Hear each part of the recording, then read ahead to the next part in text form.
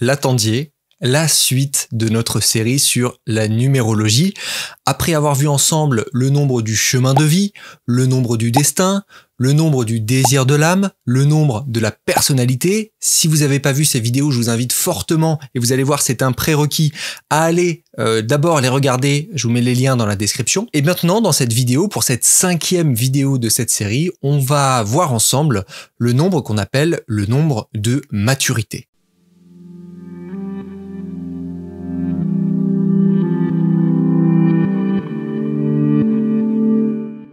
Que représente ce nombre de maturité?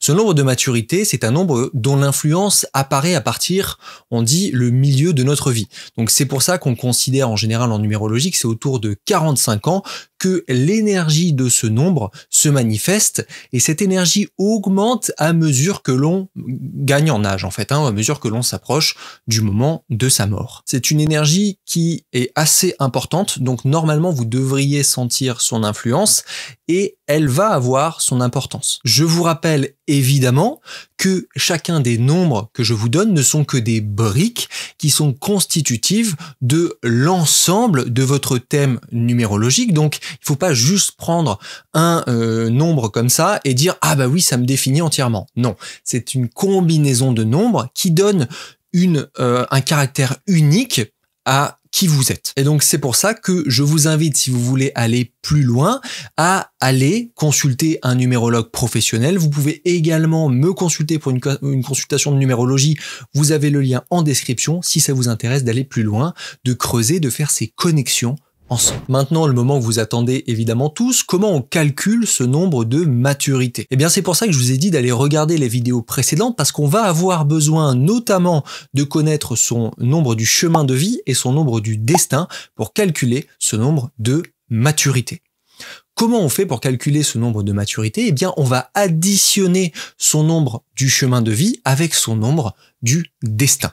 Vous savez comment ça fonctionne, c'est très très simple. Si jamais vous avez des nombres maîtres 11, 22, 33, vous les additionnez tels quels. Par exemple, si vous êtes 11 de chemin de vie, admettons, et 22 de nombre du destin, vous les additionnez ensemble tels quels. Et par la suite, on va réduire.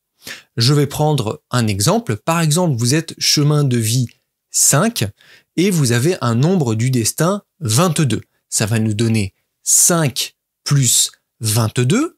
Ça va nous donner 27.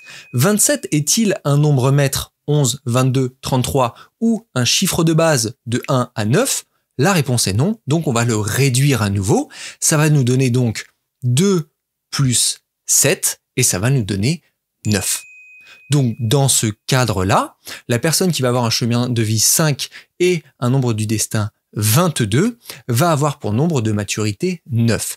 Le 9, c'est le côté humanitaire, c'est le côté altruiste, c'est le côté s'engager pour des causes qui nous sont chères. Et donc, c'est une énergie qui, chez cette personne-là, va augmenter, et en tout cas apparaître à partir de 45 ans, et augmenter jusqu'à la fin de sa vie. Et va prendre de plus en plus d'importance. Maintenant, qu'est-ce que ça signifie? Si vous êtes déjà à la 5e vidéo de numérologie, vous commencez à retenir l'importance des nombres et qu'est-ce qu'ils signifient, les correspondances qui existent.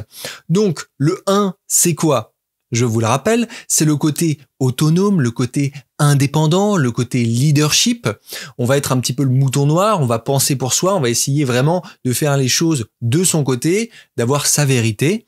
C'est tout ce qui est inclus dans ce 1 et bien sûr beaucoup d'autres choses si on creuse. Le 2, c'est le diplomate, le côté partenariat, le côté coopération, le côté harmonie.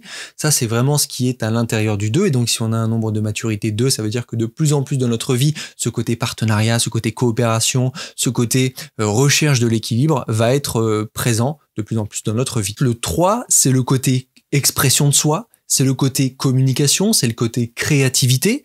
Bien évidemment, je le répète souvent, mais les 3 sont écrasés en fait dans le modèle de société et en fait ils n'arrivent pas pleinement à exprimer qui ils sont, pleinement exprimer leur créativité, et c'est pour ça que c'est très important, si vous avez un 3 en nombre de maturité ou en n'importe quel nombre, que vous appreniez à vous libérer de ces codes-là et à vous exprimer pleinement selon qui vous êtes. Ensuite, vous avez le 4. Le 4, c'est le carré. Le 4, c'est la structure, c'est le travail, c'est l'organisation, c'est le bâtisseur. Et donc, quand quand on a cette énergie-là, eh bien, on va avoir ces énergies de structure, d'organisation qui vont arriver à partir de 45 ans et monter jusqu'à la fin de notre vie. Le 5, s'il y a vraiment un mot-clé, c'est le côté liberté. Donc on va chercher la liberté. La liberté, on va la chercher par l'aventure peut-être, par l'émancipation, par le changement, par l'expérimentation. Tout ça, c'est des termes qui collent exactement au 5. Le 6, c'est le côté soutien, le côté conseil, le côté enseignement aussi.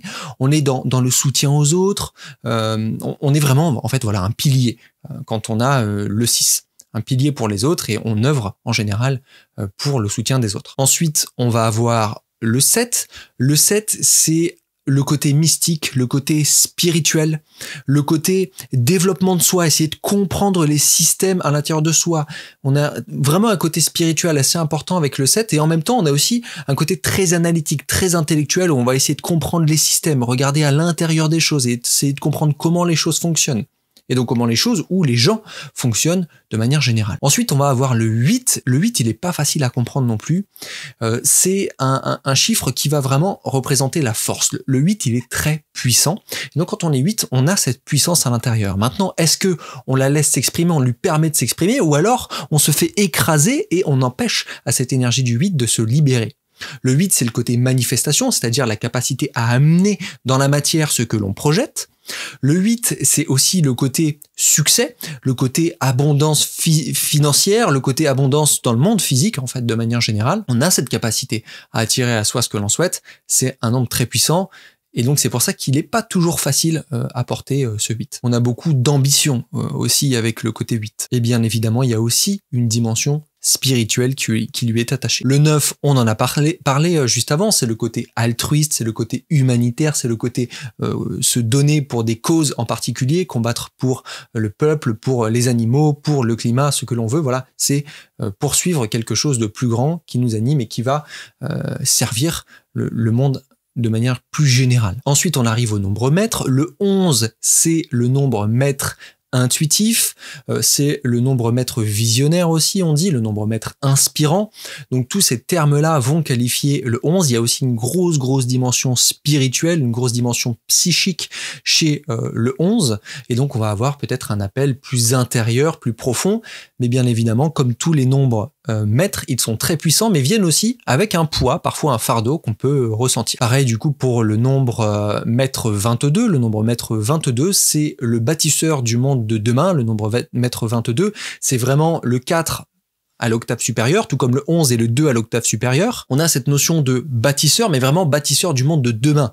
C'est l'architecte du monde de demain, on a des grandes idées, des grands projets, on est là pour impacter le monde d'une manière importante. Enfin, on arrive au nombre maître 33, qui est l'octave supérieure du 6, et ce nombre maître 33, eh bien, il a les caractéristiques du 6, mais avec d'autres choses également. Donc on a le côté vraiment soutien aux autres, mais c'est le nombre maître guérisseur. Donc on est vraiment dans quelque chose de plus fort que ça, on va plus loin, on va guérir le monde.